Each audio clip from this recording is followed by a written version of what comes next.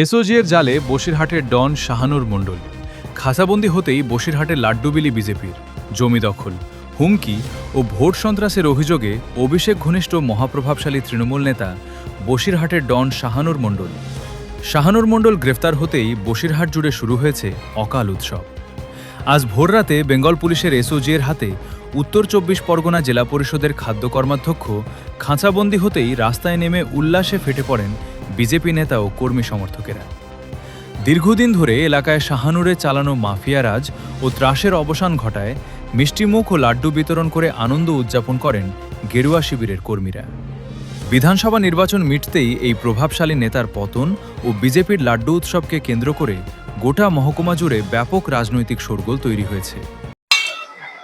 বসিরহাটে ত্রাস কুখ্যাত তৃণমূলের গুন্ডা শাহানুর মণ্ডল জেলা পরিষদের খাদ্য দপ্তরের কর্মাধ্যক্ষ আজকে গ্রেপ্তার হয়েছে।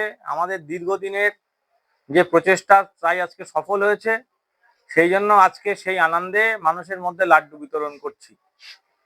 এই শাহানুর মণ্ডল দীর্ঘদিন ধরে যে পঞ্চায়েতের ভোট হতে দেয়নি, ওখানকার জমি লুট করেছে, ওখানকার মানুষের ঘর বাড়ির থেকে বার করে দিয়েছে, দোকান লুট করেছে।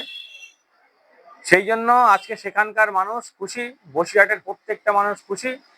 সেই জন্য আমরা সবাই মিলে সেই আনন্দ ভাগ করে নিচ্ছি। একদম শাহানুর মণ্ডল একেবারে ভোট সন্ত্রাসকারী, দীর্ঘদিন ধরে পঞ্চায়েত ভোট, বিধানসভা ভোট হতে দেয়নি। এবারেও যখন আমি প্রচারে গিয়েছিলাম সেই সময়তে প্রচারে বাধা দেওয়া হয়েছিল। তৃণমূলের হারমাত বাহিনী জয় বাংলা স্লোগান তুলে আমাদেরকে মারতে উদ্যত হয়েছিল। কিন্তু আজকে দেখুন মানুষ তার জবাব দিয়েছে।